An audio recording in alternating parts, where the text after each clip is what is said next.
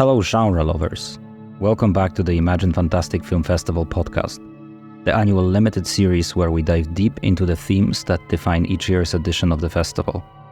I'm Stanislaw Liguzinski, features and immersive media programmer at Imagine, and today I'm thrilled to be hosting this episode alongside my good friend and fellow Imagine programmer Kiko Morah. This year marks a special occasion for us as a community, as it is the 40th anniversary of our festival. Imagine began as the Weekend of Terror precisely in the Orwellian year 1984. As the dystopian events, authoritarian tendencies, and social anxieties keep creeping on us, we couldn't let the opportunity go and decided to use this double anniversary to look at the legacy of George Orwell, the warnings and diagnoses he issued, but also to invite you to look for possible ways out of our current situation towards a better shared future. What began as the Weekend of Terror in 1984 has morphed into a 10-day celebration of genre-focused narratives, featuring short films and features, talks, exhibitions, VR, XR works, and now this podcast. In this episode, we talk to our frequent collaborator and a friend of the festival, Peet Gelderblom. Peet is an award-winning Dutch director and editor, known for his sharp visual storytelling and versatility. He excels in both humorous and sensitive subjects. Peet's recut of Brian De Palma's Raising Cain became the first fan edit to be crowned official director's cut. His recent work includes the hit Prime Video true crime documentary series Pact with the Devil, and a genre-bending archival fiction feature When Forever Dies, which premiered at Imagine in 2020. After creating an original essay film for Imagine back in 2018, covering the evolution of the invasion of the body snatchers over decades, we were actively looking for another opportunity to commission Peet to make another original work for us. And that opportunity presented itself this year alongside the 1984 reimagined theme. The new essay film by Peet, comparing the vision of 1984 conjured by George Orwell with the actual year 1984 in cinema, will premiere at Imagine, and before you get a chance to see it for yourselves, we invite you to listen to us teasing some of the goodies that the film holds.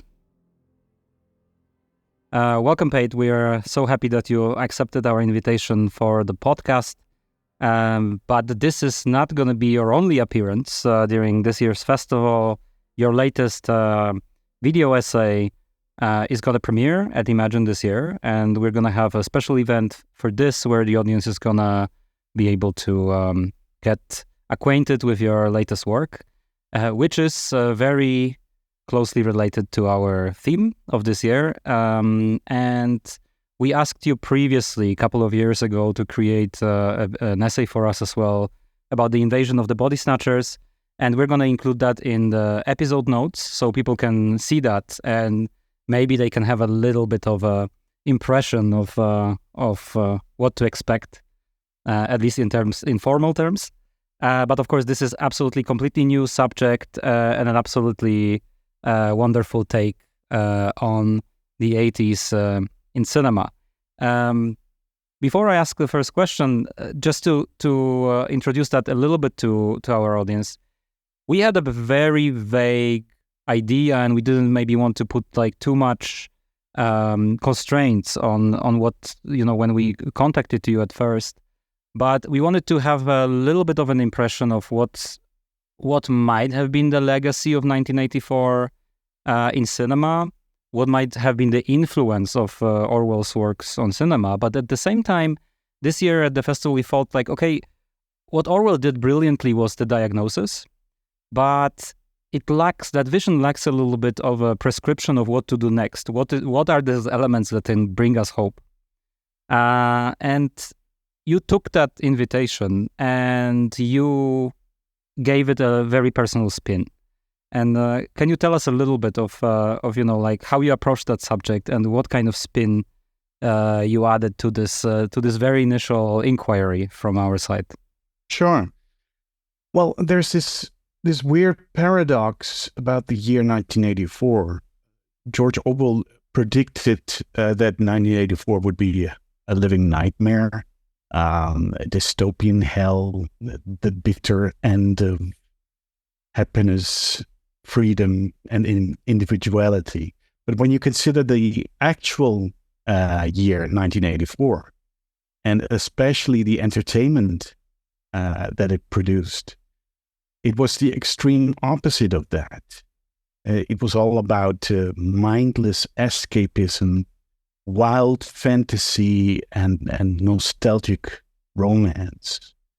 And as if audiences were in utter denial about the future that was heading their way. That was the contrast that I wanted to explore. And as a result, making this video essay has been quite a hell of a ride, I must say. Because you point out like George Orwell when he created, and even in the movie 1984, all the colors are like super opaque, super washed out. There's all the silver retention in the footage. And in your film, Dystopian in Denial, The Future According to 1984, it's all color. It's neon. It's leggings. It's Rambo in cowboy boots singing with Dolly Parton. And so when you started to analyze the topic and compare George Orwell to the actual 1984, what was the first memory that you had? Because you were alive during that year as well. Yeah, I was a Goonie back then. I was about 13 years old. The year 1984 was very formative for me. It was the year I realized how much of a movie geek I really was. As a family, we were making a road trip through Canada that summer. And to escape the mosquitoes in the evenings, we went to the local cinemas a lot. And I saw Temple of Doom there, as well as Romancing the Stone and many other films, which I loved. Some of them were really bad as well.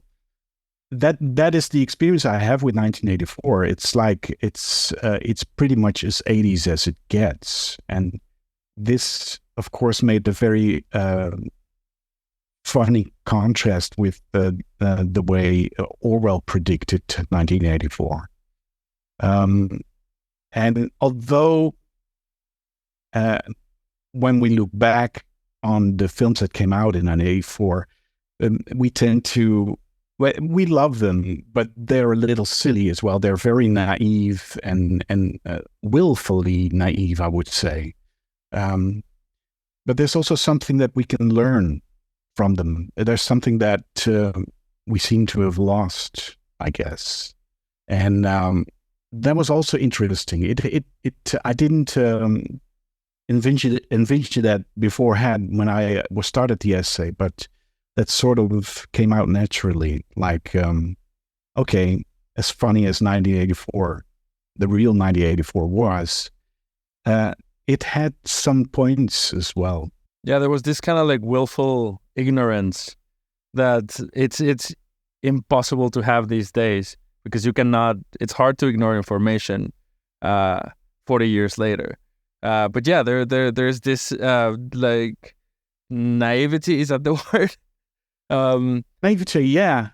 But it's almost like, it was almost utopian. We came from the 70s, and that was all very bleak. And people were getting a little tired of that, and they wanted positivity. These were the years of Ronald Reagan and shit. So 1984 was all about blind conviction about, very positive about the future, even though, the atom bomb was looming in the background. But we were sort of tired of that anyway. We thought, let's really go for the future and make something special of it. I guess like what I really find super interesting about the essay that you've made, of course, it introduces this very subjective perspective, and that's, I think, the beauty of it. And we encourage everybody to come and see 80s from that perspective. But I kind of, listening to you talk, I'm thinking about different depictions and this kind of iconic moments from cinema that define that period a little bit. And some of the things that we heard from Simon Perry, the producer of 1984, the adaptation that of the movie of the book of Orwell that we're going to screen at Imagine. What he said that they realized making that movie that they need to approach it as a satire, because they said this never came to be. Like that, since Simon said that he read that book very early in his life, and that was still the time when they were all very, very much afraid that, for example, this is going to be something that is going to, in reality, come to life in USSR, for example. And by the time they were making the movie, they said, like, okay, this actually never happened. And maybe we can take this approach to that story, that this is a cautionary tale. It's a satire that is supposed to like highlight certain themes, but this is not actually the vision of the possible reality that we will ever allow to happen, because as humanity, like, there is always going to be some form of resistance where this is never going to come to be. But what I'm thinking about, and also that elements of the possibility come out in your essay, especially with how maybe that era was looking back at 50s and 60s as this kind of like golden age and all this kind of stuff, that maybe what Orwell missed is actually the meaning of culture. That, you know, like in his vision of the world, it was all force, like kind of like a brute force that was imposing those things on people. But maybe this whole mechanism is a little bit sophisticated of how people are, you know, like certain ideological themes are seeping through. And of course, like 80s are often called like this era of Reaganomimatography. And, you know, like that in a way, certain things, of course, you know, some of them come earlier, but are basically through this notion of escapism, like that certain elements of compliance are introduced. And it makes me think of two scenes, iconic scenes from cinema. One is Fear and Loathing in Las Vegas, and there is this speech, this great speech of Hunter S. Raoul Duke, which is Hunter S. Thompson in that film, who speaks about this wave, and he says, in the 60s, we had the hope. 70s, but 70s brought down the hope. And what you're saying, 80s kind of rekindled that hope, but already maybe filtered through this Las Vegas glitter that Fear and Loathing in Las Vegas showed, which is maybe more already in service of commerce, in service of, you know, like this new neoliberal logic. And I think the other film that it makes me think of is Velvet Goldmine. When, of course, this Velvet Goldmine and Todd Haynes through that film shows that through the development of music and the music genres, and you know, like he shows this kind of emergence of David Bowie and, you know, like that whole generation of artists, and then like the certain transformation of these figures to those figures of the 80s, which are maybe a little like Salt to the Capitol and, you know, like smoothing. Yeah, and I'm wondering, like, what's your view on that, especially because like you analyze the bleakness of the dystopias of now, and you know, like maybe that this hard thump that comes after that very positive period. Yeah, well, it's always an ebb and flow with a lot of things, isn't it? I think one of the reasons that George Orwell was so heavy-handed is that he wrote it, you know, during World War II and or a little after it. You know, he was not being lighthearted, and rightfully so. And I also think that he's very what's the word, prescient, or he also wrote an essay called "Inside the Whale," which is a metaphor for Jonah being inside of the whale, and that we seem to be very happy inside this whale. And I thought that's also very, you know, in a way he predicted the bubble that we live in nowadays, you know, with social media and people who only believe the truth that happens to be part of their feed. So there were some really wise things that he was seeing. At the same time, our attitude changes, you know, about things, and I think that's what's interesting to me is that, shall we say, the classic writers of dystopian fiction, George Orwell, but also Aldous Huxley, Ursula K. Le Guin, they were really writing from a utopian perspective. They wrote about the future gone wrong because they felt that as a society we were, you know, missing the mark. The mark being a future world worth striving for. Which is always the lesson in these books. There's always like the little guy that's ready to rebel against the machine. Yeah. to back that up, let me quote Aldous Huxley, who, as you know, wrote that other 20th century dystopian masterpiece, Brave New World. He said, reality cannot be ignored except at a price. And the longer the ignorance is persisted in, the higher and more terrible becomes the price that must be paid. In other words, there's finger wagging there. You know, it's a warning. He's saying, hello, we're meant to go the other way. You know? Yeah, what are you doing? Yeah. And maybe Margaret Atwood was one of the first writers to go, you know what? We've passed the point of no return as a species quite a while ago. We're thoroughly fucked as it is. And fast forward to now, and dystopias have come close to comfort food, I would say. You know, we've come to expect the worst. And there's not a lot of hope in today's SF. Dystopias are fashionable. Most of us have given up. And that's truly dark about the dystopias that you see nowadays. I think it's a shame. Sure, that there will always be a place for dark visions of the future. No, bring it on. But it would be nice if that is balanced out somewhat with true innovation, a little, positivity in the way that Star Trek is ultimately about people trying to make the world a better place. We could use some good ideas. That's all I'm saying. Otherwise we'll paint ourselves in a corner, I think. Yeah, because yesterday, while talking to Simon Perry and then with Jessica Norwich, we were talking how ironic it is that we find our comfort of the bleak future that awaits us by visiting potential even worse futures. Yeah. Instead of finding that comfort in like you say, in good ideas, in positive ideas, in positivity, and in innovation. I also think that there might be something that is quite pragmatic, and I mean, a bit depressing also about this is that dramaturgically speaking, it's just harder to tell a story where there is like less conflict. And, utopias are just also harder to tell, like from a very strictly dramaturgical storytelling point of view.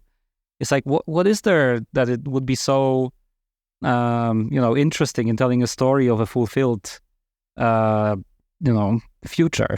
Nothing. That and I think that's the problem of utopia, and that's why it should. Yeah, utopia means nowhere. That's the or no place. Yes.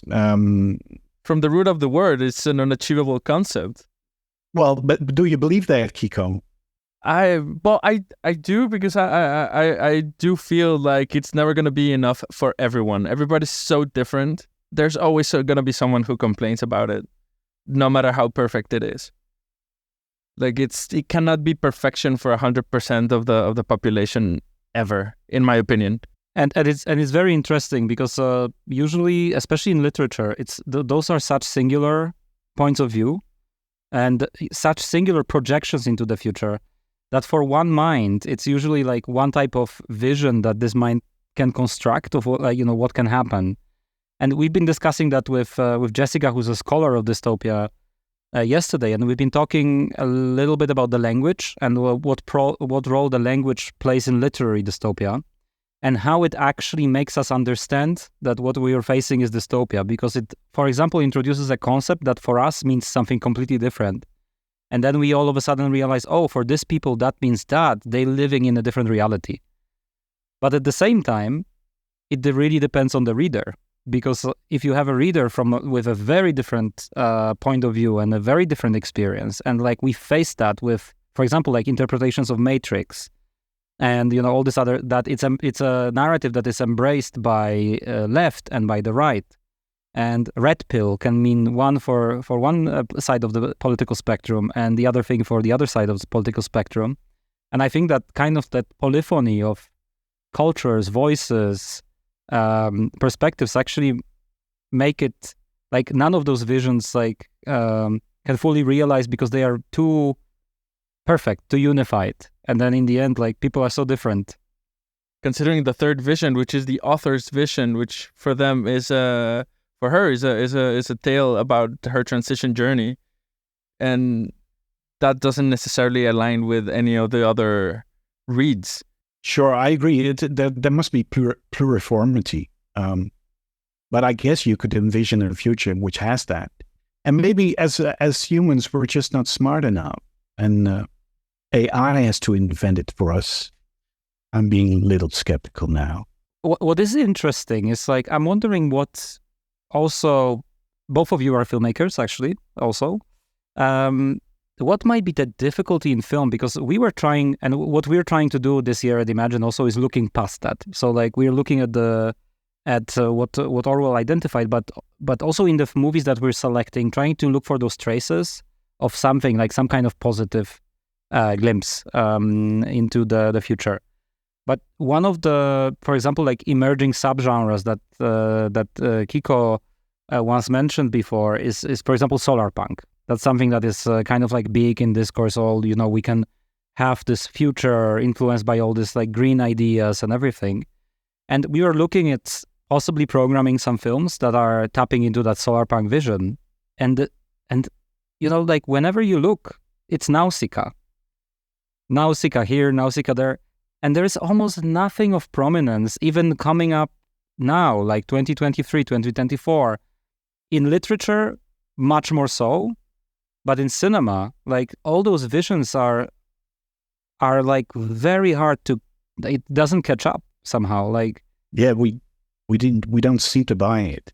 Yeah, it's like a Tomorrowland, which is quite a good vision of the future, very positive, but it flopped.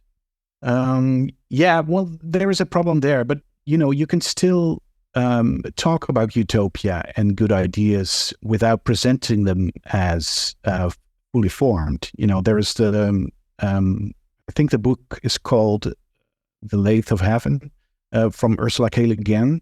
It's about somebody who, whatever this person is dreaming will come true.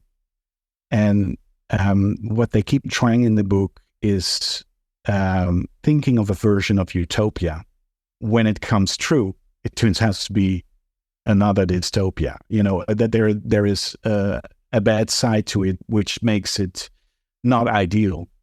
And that's also a way to at least address that we should be thinking about alternative societies, or, you know, to be a little more progressive about that. In a way, dystopias are very, they don't really add a lot of new, you know, most of the time they just zoom in on problems that we're having right now.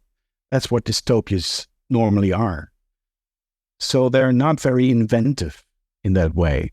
And it would be nice to see films that actually show us some things that could inspire. Sure, I'm just as uncertain as you guys about if utopia is in any way realistic at all. But I think the ideal is still something worth striving for. That's true. Because now that you mention Ursula Le Guin, like the first thing that comes to my mind when you mention utopias is the ones who walk away from Omelas. Like, as perfect as an utopia can be, there's always going to be a boy in the cellar. Excellent example, yeah. And that haunts me every day. Like, I'm a dad, so like I'm constantly thinking about how that's going to look for my son. But as a consumer of stories, it is definitely more interesting to take a look at the dystopia and at the guy behind the curtain, that it's actually like has the boy in the cellar. Yeah, sure. Nobody wants to watch a movie where everyone's happy. It would be such a lousy movie. And it just makes me think, like, I would just like to know your opinion, because, like, I mean, it's just a thought that formed in my head. Because we have those examples, and, like, that's something that Jessica actually called critical utopias. And she says, like, yeah, there is a moment where in literature it emerges with Ursula Le Guin and a whole generation of writers that try to revise this vision and say, okay, maybe like utopias are not possible to realize, but actually it's our duty as writers to analyze the possible pitfalls of those utopias and already anticipate them and, like maybe avoid some of the mistakes that we can make. And it's a work that is a never-ending work, but, it should be done, like the revisions of the versions of the future. And it seems maybe that cinema is the one form of art that embraces that the least, because somehow we are always going from, Adam West Batman to Dark Knight. And,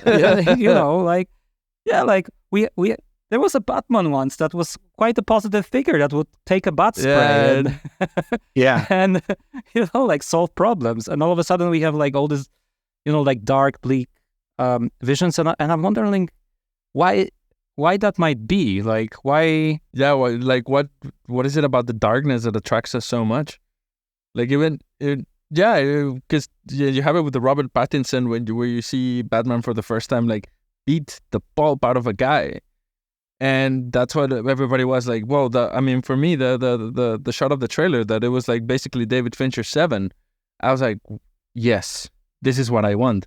And but why is it that we want that? And I think that you touch it in your essay, and without like spoiling completely, could you tell us like in a nutshell a little bit of what you think about that? Well, just like we think back on the 80s as sort of childish. It's also inherent to a child to be more positive. I guess they actually like the TV series of Batman, or they in the minds of a child, it is still colorful and nice. Yeah, it's difficult. I don't have a clear answer, but what tickles me is, for example, not necessarily that, Spielberg, when he was making Minority Report, he asked a lot of people who knew a lot about technology and about were really thinkers in terms of the future and futurism. And he had a round table, and he said, "Okay, in the future, what will we have? What will be the possibilities?" And they all gave options, and there are quite, even though that is a dystopian film, but nevertheless, that's the word I was looking for. It has a lot of things that were new when that film came out, and have actually come to fruition later. So that's just an example of.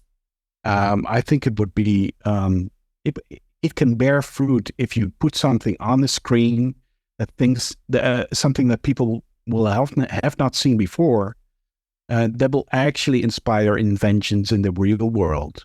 But it also makes me think that maybe we need time also to look at some of those narratives of the past that we thought did not contain that critical seeds in order to actually recognize them. Maybe because we now see that vision that they projected on the future realized or didn't. And you also say about that a little bit, and we spoke with Jessica about this kind of prophetic power that we only recognize looking backwards. It's like, oh, someone predicted that so well. And you say about the revision of 50s, and we have films like Pleasantville, for example, that say, oh, like let's look back at that vision and let's see like how many creepy things were actually already in there. Like maybe they were not acknowledged, but they were already included in those narratives. And you also point out to some of those things in those narratives of the 80s, for example, with Back to the Future. And, like that, can you say a little bit about that? Yeah, well, of course, the Biff, in Back to the Future Part 2, he finds out a way to change the past. And when he does change the past, he becomes this very rich guy with a huge tower and a yellow comb over.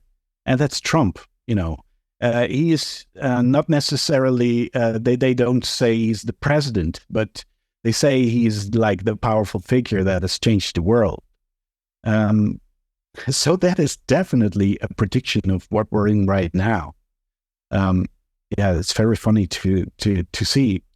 Because it felt quite absurd when you saw it in the 80s. And it was a direct comment targeted at him, because that was also like Trump's golden age with his like Trump Tower and his like super yellow comb over, and he was like this guy in a tower while the streets of New York were like derelict. Well, he existed in the 80s, so they knew about him, of course, but they couldn't have fathomed how much of an influence he would have on the world.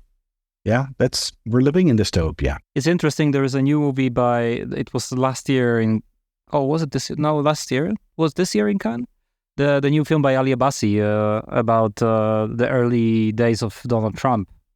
And it's interesting because that movie actually shows how much everything that is happening now has like seeds and roots in 80s actually. Like how 80s created a certain paradigm by maybe rekindling that neoliberal approach that, everybody just fends for themselves, but also like maybe certain dominance of entertainment that maybe laid grounds for the current day populism as well. And I think what this movie shows is that that idea that maybe was imposed by the father of Donald Trump on him as well, of like just fending for yourself and fighting, like being like tough on people and everything, like how that might have translated to the politics of the later age. So I guess it's another trope and another interesting thing to look at. So do you think that he's kind of like a product of circumstance, of like the thing that was surrounding him during the 80s? Because there was also, yes, like you say, there was this sense of freedom, sense of like, yes, color, like excess, cocaine, but at the same time, it was very white male dominant. And you talk about it in the essay as well. Like it was a great time to be free and to be a white guy. And so like this fake freedom that the 80s was experiencing, it was only one-sided. Yeah, it was one-sided. It was very right-wing, what we were seeing. What I say about Chuck Norris, it was about the way it was and about how it needed to be again. We were looking for simple solutions, and the rich just wanted to get richer. The 80s were very simplistic in that way, and that is something that took hold. The 90s were, of course, like I'm saying, it's every time it's an ebb and flow. The 90s they were more nuanced, but also they kept that celebratory aspect of the 80s. I would say what we live in now is a darker time.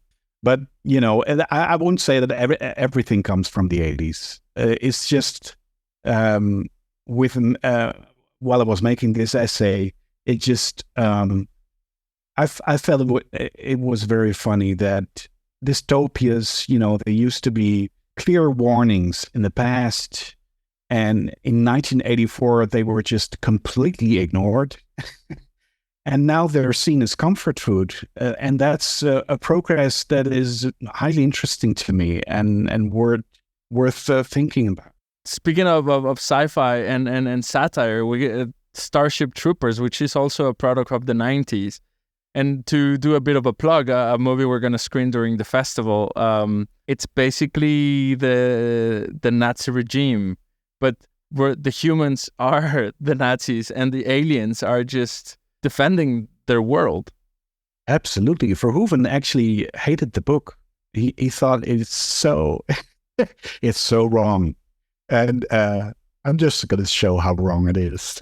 Do you think that's from a Western European perspective, from having suffered through that? Because I'm from the other side of the world. I'm from Mexico, so those nuances didn't really make it there. We were like America's backyard. For me, like the first time I saw Starship Troopers, I mean, provided I was very young, I didn't understand it as a satire, and I only realized it when I revisited a few weeks ago. But then, talking about the movie with other people still don't realize that it's a satire and it's a commentary on war. Yeah, I think a lot of American people will not realize it, but it's absolutely satire from a European standpoint, and for Paul Verhoeven it was. He shows all these beautifully looking people, makes sure that most of them die horribly. And he kind of had like a way of doing that, especially with dystopias, because then we can talk about Total Recall, shot in Mexico City, by the way, my hometown, and another Verhoeven film. And you can see how even though it's not Earth, the division between classes are not just endemic to Earth. They travel, and the racism is not only towards humans now. So what do you think about that? Just popped into my head, and I want to put you on the spot for it. No, but I think, we're talking about satirical elements now. Verhoeven has always been very good at that, I think, especially in his American films. I used to be a lot more black and white with his European films, funny enough. Yeah, so I can only agree. I have nothing against what you said right there. But it's very interesting because it seems almost like Total Recall is a meta commentary on a lot of things that we were talking about in today's episode, because it is almost like an exposure of that happy era of the 80s, like colorful era of the 80s, because that turns out to be the virtual reality, fake experience in the end, that that is supposed to lull this character into compliance. Is it? That's a great analogy, actually. Yeah, it seems to okay, we've just been through in the 80s. Now watch this film, and it's exactly 1990. It's it's really the break of the decades, and it's like, hey, it might also explain why a lot of how much of the sets they feel so cardboard. Maybe he was actually having a point with that. Like, okay, this is just all fake. I mean, it had to take a European director to confront America in that way. But they just took it like, yeah, Schwarzenegger kicking ass. But because it's Schwarzenegger and how iconic Schwarzenegger was, and the suddenly there is this kind of reveal, and that cardboard world is exposed, that it's so impactful, because then aesthetically it's just it's so forgettable, because on that level it comments on completely flat. There's no irony there. There's no depth there. Yeah, you're absolutely right. And just think of Showgirls, that was Verhoeven doing the same thing, but then going overboard with it, presenting the world as Las Vegas and then tearing it down. The world is bleak, my friends. Yeah. The world is very bleak. Let's restore some color. And I guess definitely Peet's essay does that. So it brings us back to the colorful era of the 80s. Maybe this is a good point to wrap up our conversation. Yeah, and I would like to thank you, Peet, for coming along on the podcast, but most importantly for writing, editing, and directing that beautiful essay that for Imagine to accompany our theme, and we really, really, really encourage everyone to come and see it, and also to meet with Peet at Imagine, and we're gonna have an opportunity to actually have an extended version of that conversation live. Yeah, thank you. So definitely remember to check the website of Imagine Film Festival and catch the screening for Dystopian in Denial, the Future According to 1984. Thank you so much, Peet. Yeah, I'm looking forward to that. Yeah, thank you. Once again, we cordially invite everyone to come check out Peet essay film at Imagine Film Festival. It will be a real blast. Our second guest today, Christopher Noessel, will help us shed light on the theme of our Imagine Expanded section, which is dedicated to all kinds of interfaces, letting us seize the control of reality, ranging from keyboards and gaming pads to voting cards and language. Christopher is a design principal focused on applied AI at IBM and a veteran of the user experience field. His spider sense goes off about random topics, leading him to deal with a wide range of things, including interactive narrative, ethnographic user research, interaction design, free-range learning, and most importantly for us, the relationship between science fiction and interface design. Christopher is a co-author of the book that we highly recommend to everyone who ever geeked out about interfaces in sci-fi, Make It So, Interaction Design Lessons from Science Fiction, and a keeper of the marvelous blog on the subject, sci-fi-interfaces.com. We will also be joined by Christopher's collaborator Hugh Fisher, who covers the subjects related to digital interfaces and VR. Hugh Fisher is a software designer specializing in computer graphics, visualizations, and virtual reality. Based in Canberra, Australia, he's been working with graphics since the Apple II days. Welcome, Chris and Hugh. Maybe before we go to the questions, like I would like to read a couple of names because that relates to something that Christopher asked me in the email, and on purpose I did not provide you with an answer. Because I think like every field has its unsung heroes. There's people that whose work we really admire or sometimes don't notice, which is the sign of admiration, because that actually proves that the things that they developed or created work really, really well, because somehow they don't pop up. And one of those things, in our opinion, is interfaces in cinema, and especially in fantastic cinema, because these are the type of interfaces that reach far beyond what we know and really try to imagine possible futures through the creative work of the artists that are involved. I wanted to read a couple of names, such as Christopher Noessel, Mark Colran, Alex McDowell, Stylo, Noah Schloss, Clark Stanton, James Brocklebank. If you search online, like these are some of the unsung heroes that are really praised on different blogs related to interfaces, but largely to regular genre fans, these are the names that maybe don't really communicate so much. And that range of artists is being branded right now as fantasy user interface design field. And it's such a widely spread name that Christopher, when I first reached out to him, who is one of the heroes on those blogs, actually was not necessarily familiar with the term. It's still quite an obscure, I would say, community. But very, very active, and also like the different fora that you can find, and there is dedicated websites with interviews with several makers, so you can learn actually quite a lot about the practice of developing those fantastic interfaces. Apparently, the term was coined by Mark Colran, who unfortunately passed away this year, and he was one of the giants of the field, developing fantastic interfaces for such films as Alien vs. Predator, Mission Impossible, Blade, Bourne Ultimatum, and you name it. This was like a bit of a long introduction of the field. So I guess I just wanted to ask the two of you, because you dedicate your practice and you write about the subject. What are those fantastic interfaces, and what is the difference between designing for real world for product design and designing for cinema? Sure. And there's like 4 questions in your question, and I'll try and get to them as best as I can. So the first thing is probably a caveat. I am Hugh, I believe, unless something has changed in your career as well. Hugh, who's on with me, are also outsiders to this art genre, let's say.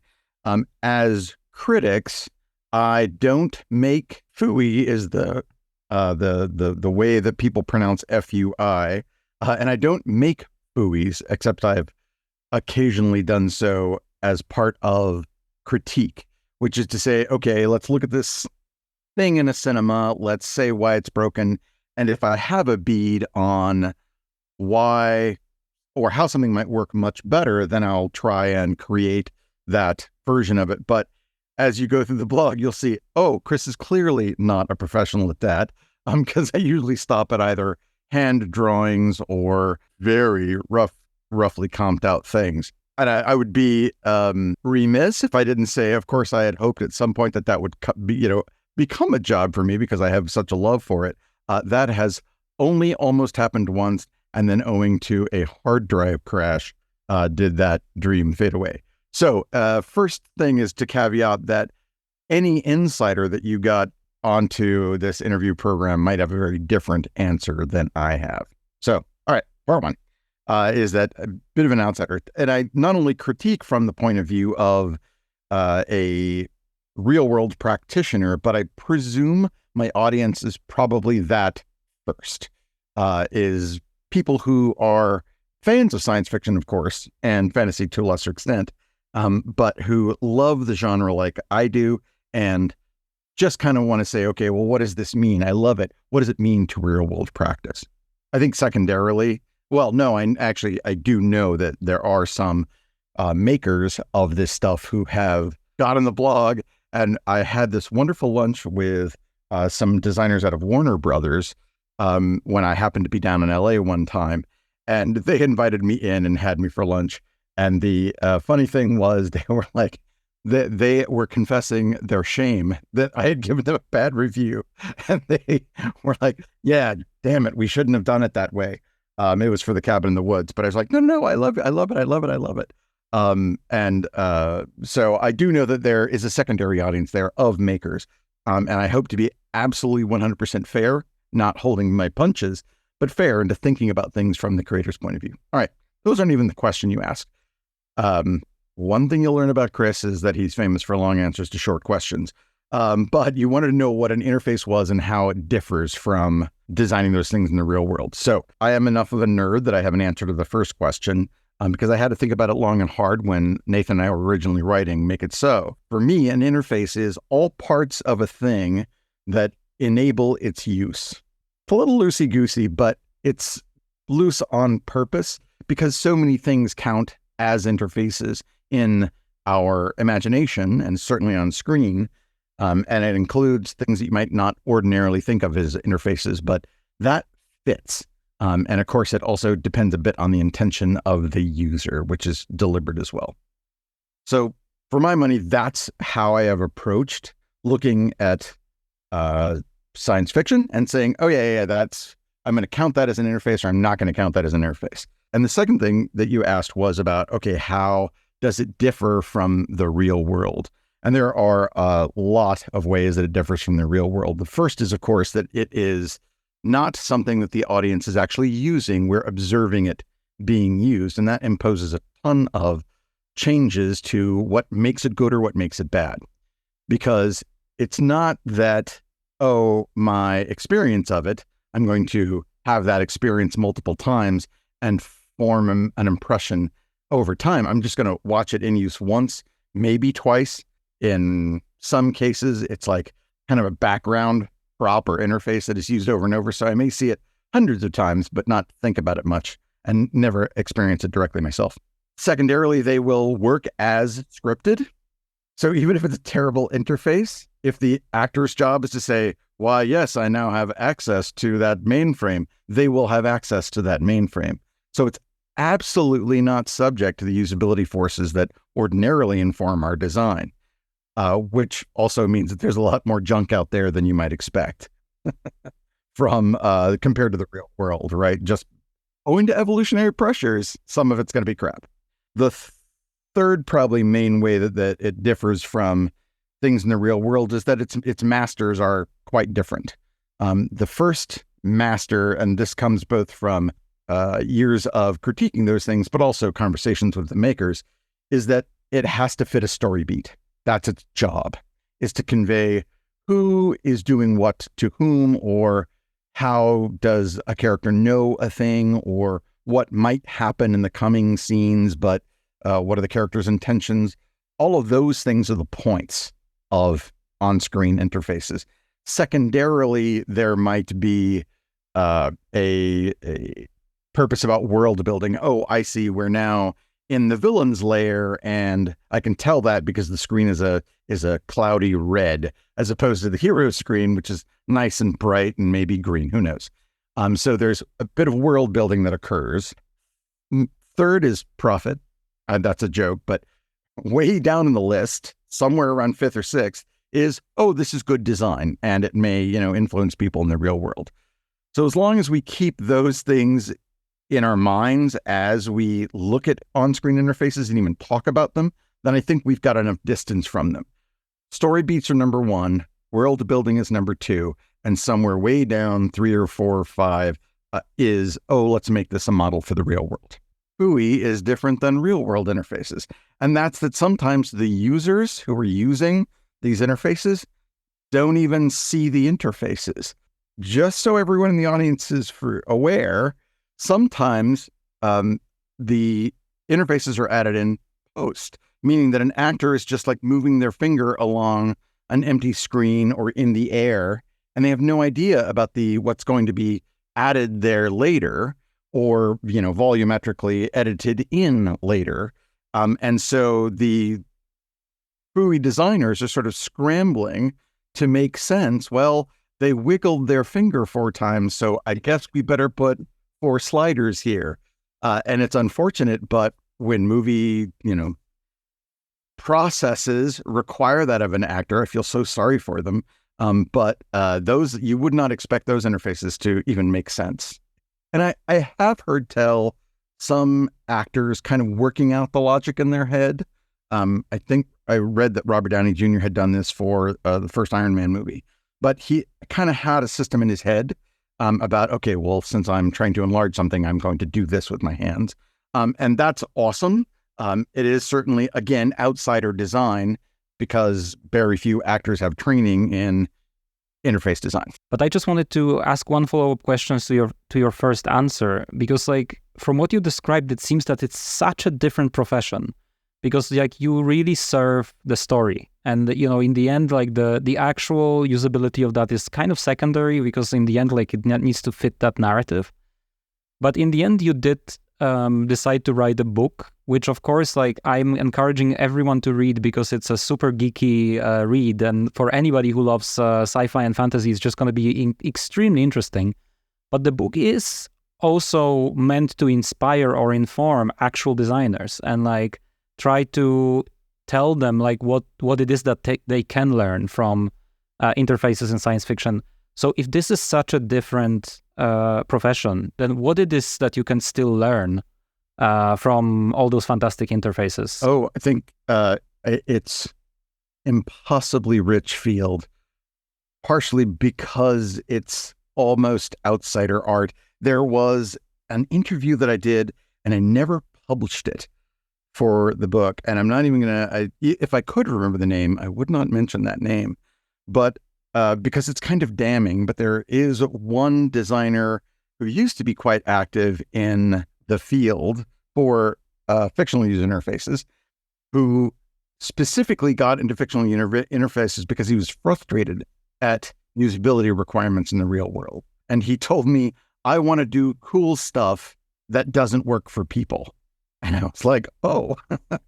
So specifically, his interests were in doing stuff that wasn't going to be subject to the forces of usability. And it was it just made a mental note. Remember that his stuff is going to be specifically an anti-example, but I won't mention that name. I just never published it. So yes, there are some dangers there, but I think there are 3 main ways that you can get great use of even bad designs from sci-fi. The first is a very broad-based thing, but we have to be skeptical about these interfaces. They are cool in all the ways that word might mean to you. There's lots of spectacle. They work. If you can hear my air quotes, they work brilliantly, and they're always exciting, and they're high stakes. But we have to be skeptical about it, because we can't just say, it worked in sci-fi, therefore I'm going to put it in the real world. We have to have skepticism. And the first blanket thing that I hope that my project does for the real world designers is encourage that skepticism. Try and make it a point, and I actually love the examples where they're sort of beloved movies or beloved interfaces, and I have to bring the bad news. Hey, this is shit. The Voight-Kampff machine in Blade Runner is total shit. And I posted it and got a lot of flack for that, because, it's a great movie. It's a super fan base, but I broke it down. I'm like, here's why it's shit.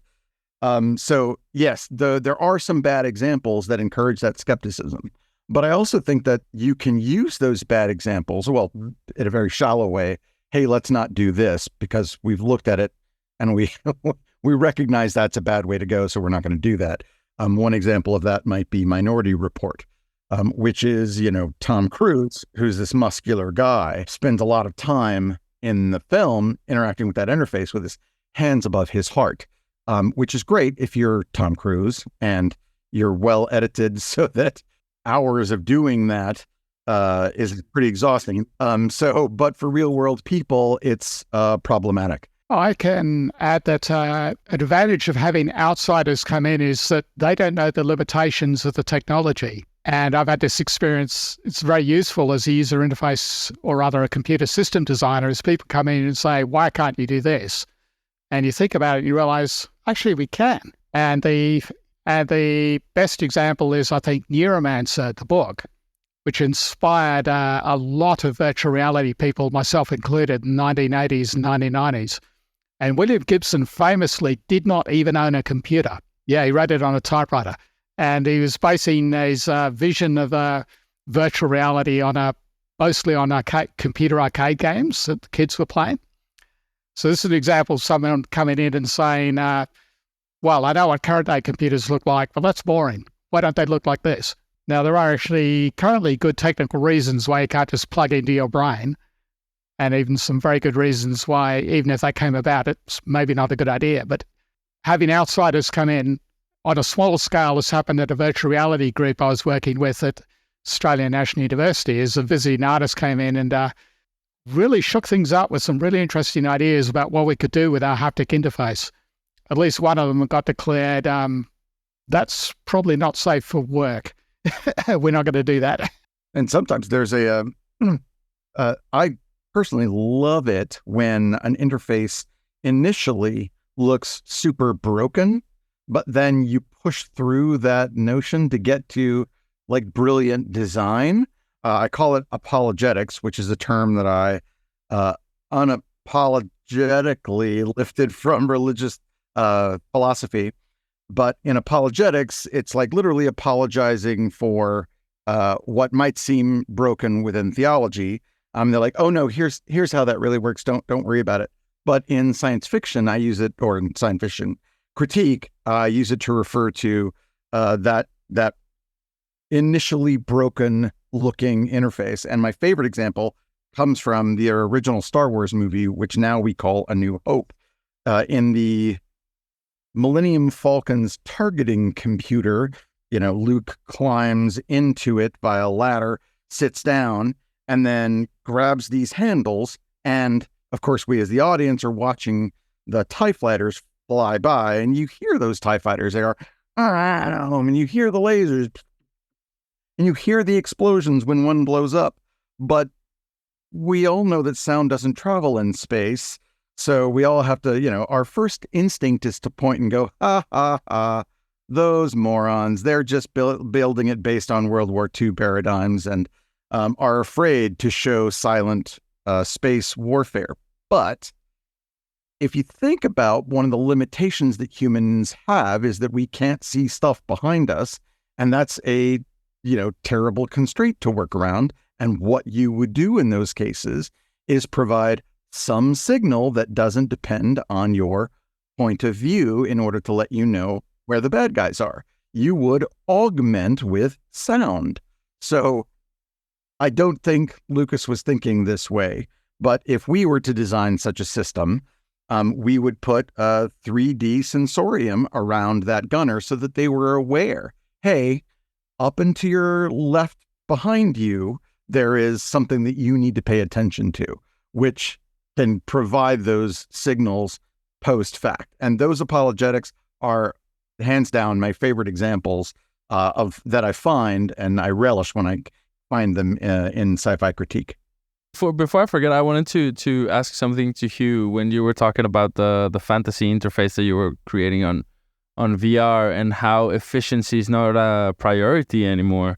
And I wanted to ask you, because the first thing that came into my head was like, okay, so then by limiting what the user can do, you're trying to put them on a certain path and trying to make sure that the narrative stays the same way. Is that kind of like the goal for that? Yes. Actually, an example that's I just thought of is most computer games have a deliberately inefficient interface.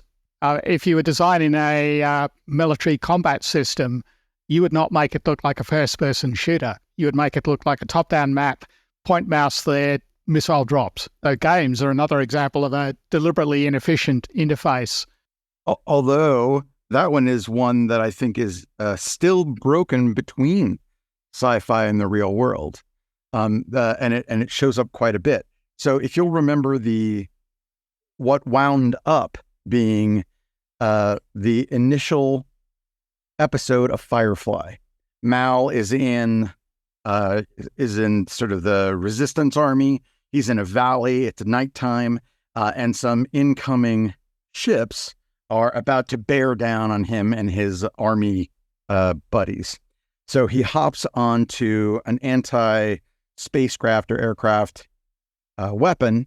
He grabs them. He looks through this heads-up display, and from the heads-up display, he can see this little reticle, the crosshairs, sort of identifying here's where the bad guy is, and there's a different reticle that shows where the weapon is pointing. And we all know in the audience, oh, I see.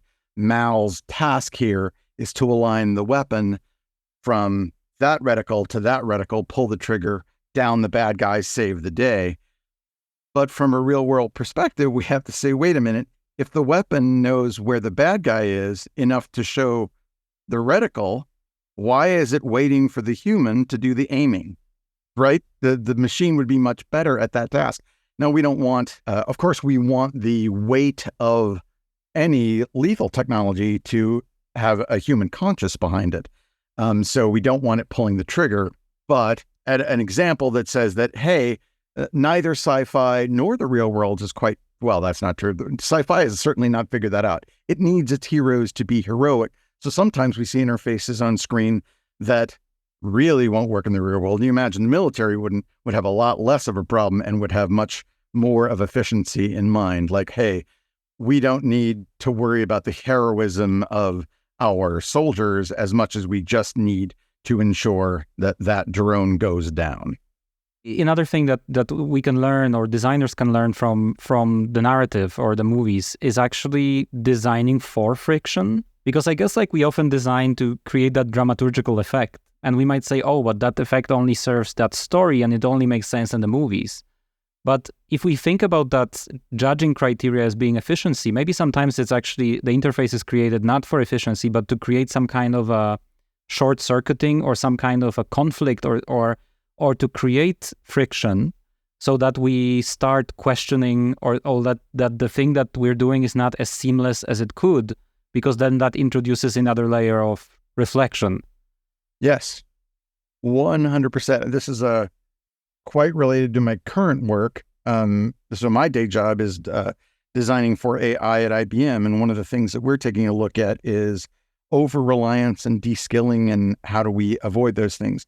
And I don't presume that everyone knows those words, but de-skilling happens when you use an interface long enough that and the technology is handling some aspect of that task that you slowly lose the skill in doing that task yourself.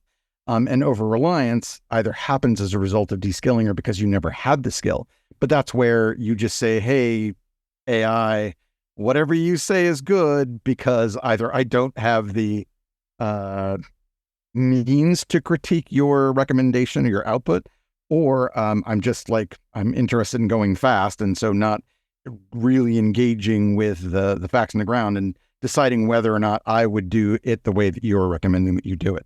So over-reliance and de-skilling are pretty big psychological problems.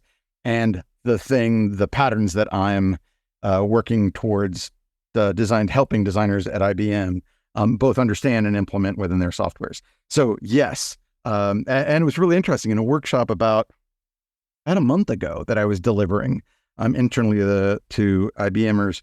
One of the attendees came up to me afterwards and she was like, I don't understand what you're saying. How is it that usability is not the prime goal? And I'm like, well, let's think of some examples where you could make it more usable, but you kind of don't want to. And like safety was the first one that came to mind, right? There are all sorts of two-handed interfaces. Like I used to work for a printer, and the cutting machines that they have to cut stacks of paper use unbelievably sharp materials and huge amounts of force in order to do that. So you have to hit two buttons that ensure your hands are out of the way, the operator's hands are out of the way. And I'm like, you could make that a lot more usable just by having, a voice interface or some sort of a gestural thing or a single button, but it becomes less safe then. So I do think that some of the frictions, I think design as it matures and starts to deal with artificial intelligence is going to have to start thinking of those frictions. And a lot of the things that we see in science fiction count as those same frictions. So yeah, very well spotted, I would say. So Chris, like we highlighted a little bit like how sci-fi can kind of open up new avenues and horizons in design, but is it always also maybe the reverse sometimes? Like you are dealing now with the design for AI, and I'm wondering because it's thinking about the examples, like most of them that come to mind immediately are quite similar. So like we have HAL, we have hair, and these are all type of voice steered interfaces that, you know, like if we look at the current generation of ChatGPT or Gemini, you know, this is that kind of realized in practice. Is there something now that you spot in sci-fi, like a new trend that is interesting for, you know, like imagining AI and the future of AI that goes beyond that frame of imagination, or it's all sticking to that pool that we are used to that is easily recognized? Sci-fi needs its heroes to be heroic. So there's a really good positive example, and there's kind of an apologetics example, and both of them come from the MCU. The first one I'll point to is Iron Man. Tony has a HUD, which is an impossible thing, but that's not what I want to talk about. The thing that I want to talk about is Jarvis, the on-suit AI that helps him do what he's doing. And there's one scene, I think it's in the second Iron Man, might be in the third, but where Tony has to fly from like Europe to his home in LA. And you see a couple of screenshots where he's like flying by putting his hands behind him and pointing his head in the right direction. And I just don't know a human who could do that for the time that it takes to fly from Europe to LA. So you have to assume that Jarvis is doing some of that control. And the heavy lifting, yeah. Yeah, doing a lot of the heavy lifting and taking Tony's input as just that. It's just one of the inputs. It's probably the most important input, but especially when it comes to those repulsor rays that come out of his palms. I don't know if anyone has ever tried to like set up little lasers on your palms and try and hit a moving target. This morning, actually. No. Oh, good. Of course. So you know what I'm talking about. It's a very hard thing, and it's not common for people to aim their forearms, you know, without looking down with their eyes in order to target properly, especially in a situation as dire as combat. So you have to imagine that Jarvis is doing a lot of that heavy lifting. And yet the movie takes pains to make it look like Tony's the sort of mastermind there and hiding the fact that Jarvis must be doing most of the work. And in fact, in Black Panther, Griot is the name of the AI that Wakandans use, and specifically the Black Panther uses. It too must be doing a lot more of the heavy lifting for the scenes that we see, because humans just couldn't manage what we see happening on screen. But a really good positive example of that relationship comes from Doctor Strange, which you're like, what? When in story, magic adheres to certain rules and it's internally consistent, you can think of it like a technology. And so me and another guest blogger, Scout Addis, reviewed Doctor Strange as if it were all technology. And when you do that, taking a look at the Cloak of Levitation, it is a really good AI in that it does let Doctor Strange be the hero, but it's still monitoring things and taking action when it needs to. There's one scene in the original Doctor Strange movie where he gets knocked out and the cape is like, oh, hey, okay, now it's my time to shine because I can take care of these bad guys while you recover.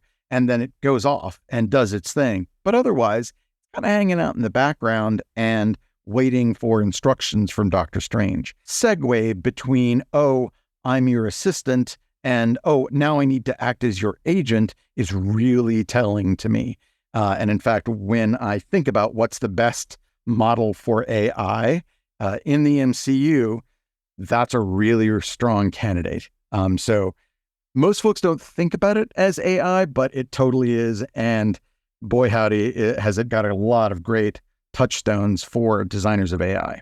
I just wanted to ask you something because that is the intuition that I had also this year thinking about our upcoming theme. Tapping a little bit into your expertise in virtual reality as well, does the introduction of now mixed reality, augmented reality, what does that mean to the reflection on interfaces and the interface design? Because my intuition is that it's going to boost that reflection because moving from virtual reality, where we are in self-contained worlds, where of course we have all kinds of interfaces to interact with that world. But now we move to mixed reality or augmented reality, where inevitably that layer of fiction is always going to be overlaid over our reality, creating an interface everywhere. Like this is an interface. So like if we look even etymologically at the word of interface, this is kind of like a layer in between two different bodies or two different realities. How does that frontier present itself to you, like this switch from virtual to augmented and mixed reality? And what do you think of that as a designer, but also like if you look at the cinema or you know all kinds of arts? Like I think it's very interesting. I described it when I've tried to teach people what the idea behind it is as tooltips for reality. One of the things I noticed in doing research for this podcast is that there are very few cinema examples of mixed reality, and the best known one that most people would recognize, I think, is Terminator Vision. So a horrific killer robot wanders around and it gets targeting brackets and descriptions of people's body shape and size and this kind of car or whatever. And maybe that's not a really inspiring model. I would like to see a more peaceful use of augmented reality in cinema. There are two that, so I was hopping onto my blog in the background, looking for a particular example, because there is one, there was this great sequence from a Chinese science fiction film called Warriors of Future. So the bad grammar is the official title. And there's a scene where we have these soldiers in I think it's a building, and the building is got these horrible monsters in it. And it becomes very clear that the building is about to collapse. And the people wearing the headsets or wearing the suits have heads-up displays. But the heads-up display is showing them the way to get out of the building most safely. And so they're running and they're like having to follow, oh, this arrow going left, and holy crap, that wall has just fallen. And you see the system sort of recalibrate and tell them, okay, no, now you need to go right. And so they like have to scramble right, while of course horrible bugs are chasing them and they have to fire at those bugs. But I believe it's Warriors of Future, and it's a great example. Another example that I was in love with came from Into the Spider-Verse. So there's a scene where Gwen goes into the one of the laboratories where the Spot has been working, and so this AR jumps to life to illustrate what happened in that lab. And it's volumetric, but you can see a projection of the Spot walking around that laboratory space, and it's not replacing it. It's not like she's not looking at a screen or wearing VR headsets. It's showing it in the space where that stuff happened. And I just thought that was sort of a lovely example. Is there a trend or maybe correlation? Because I'm thinking also of the dramaturgy of technology and then how technology is introduced in cinema and narratives. If the technology stays in the background and it's just means for achieving certain goals, then very often we have that technology featured in a positive light. So we have like actually good design coming out of it. But basically, whenever technology takes the center stage and becomes a character or a hero, it's almost always like somehow dystopian and presented as a warning. Whenever there is a technology that appears and it has a name or like it has a prominently featured role, most of the time it's a warning, like, hey, don't over rely on technology because, here is what happens. I think there are certainly ones like, if it's plot critical and it's dystopian, boy, howdy, are you going to know it's bad, right? There's no mistaking that Hal was a psychopath or a sociopath. There's no mistaking the bad stuff. But I can imagine some examples where it's good. Jarvis is intended to be good. And even when it's lying to Tony and making Tony feel like he's in charge of Jarvis when he's not, that's still like with the intent of letting that user be the hero of their own story. And Griot also has a name, though it's not often used for the Black Panther AI, but I think it's meant to be a benign force in their world and in the world at large. So it may be that you have to first take a slice for, well, is this meant to be bad? Is this meant to be good? Although, as soon as I say that, and does anyone remember the name? Samantha is somewhere in the middle there, because, she does help early on, but certainly the way that she abandons her users is not meant to be a model for technology. I would like to maybe, as we're slowly nearing the end, but I would like to maybe circle back to our main theme of the festival, which is 1984, and big political subject, dystopias, political systems.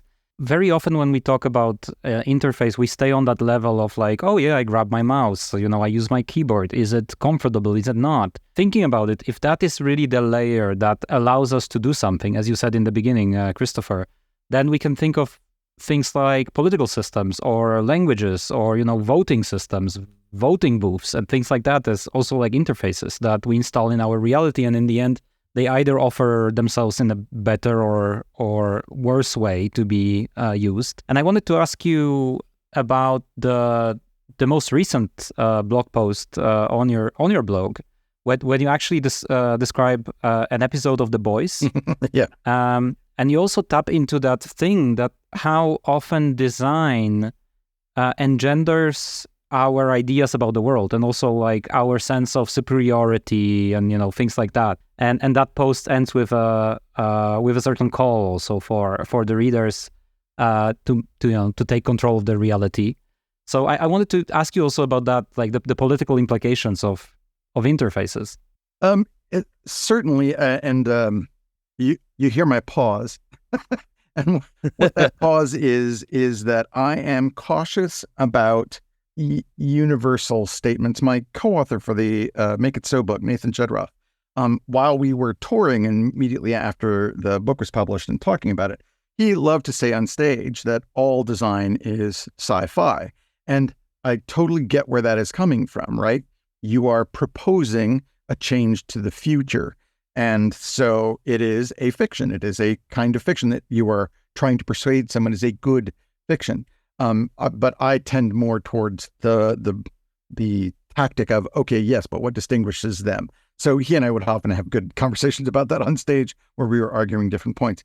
That said, I am about to say something more in that sort of universal statement, which is that all design is politics, because you are having to make choices about who has the power to do what, and often who will be affected, who doesn't have power in that system.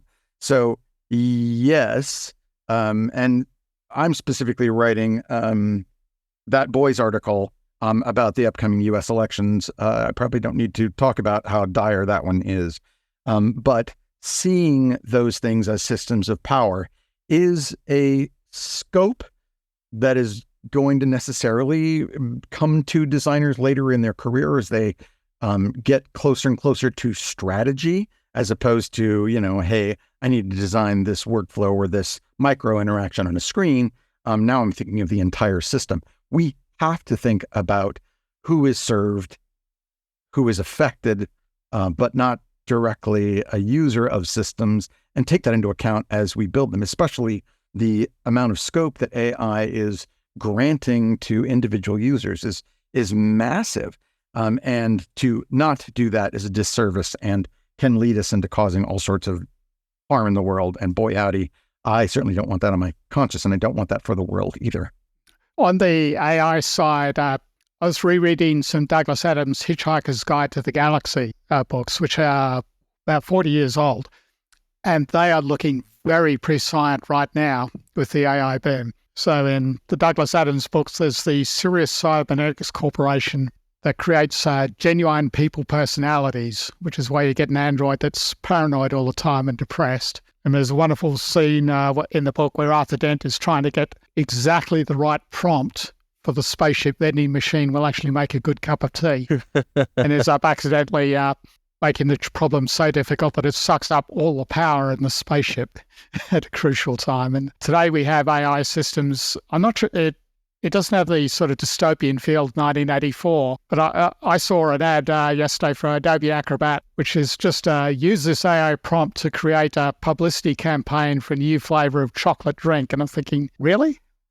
This is why we have a massive data center? Train a neural network for 1,000 years of CPU time, GPU time, and you're using it to create chocolate drink publicity.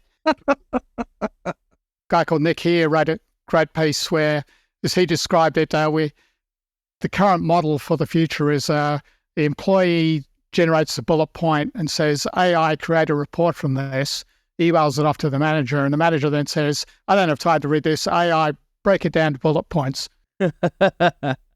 And at the festival, the audience is going to have a chance to see all kinds of interfaces, both on screens, but also in the expanded section where we're going to feature all kinds of immersive works, which in a very direct manner are going to handle some of the controls to the users, who are going to be able to steer different machines, take control of the planets, and influence different AIs as well that will be features in that exhibition. So exciting stuff coming up in October.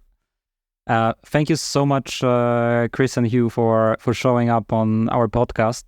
There is so much more. Like, we only barely scratched the surface, and I find your book, Chris, deeply inspiring. It's been a while already, because that's been written 12 years ago, but I think everything that you talk about there still holds really, really well. And there is a very comprehensive analysis of the development of the interfaces in sci-fi, starting from the journey to the moon of Georges Méliès to through Star Trek to Alien, and you name it.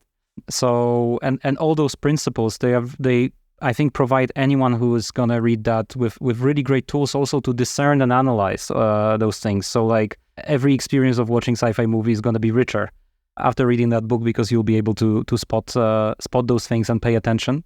So we very much encourage everyone. And of course, what the blog does is the blog continues the work of the book. So you can on sci-fi-interfaces.com remarkable posts that are continuously appearing on new movies, new TV series, also some games. You can also find some more obscure movies that our audience have seen in the last couple of years, like Smoking Causes Coughing, for example. Oh, wow. So great. Oh, yeah. Yeah, I love that. So weird and great. Yeah, I love it. That's awesome that has showed up at your festival. Yeah. Sounds like my kind of nerdery. Quentin Dupieux is one of the favorites, and yeah, thank you so much. Thank you so much for appearing on this podcast episode, and we do hope that we will get to continue that conversation somewhere in the future.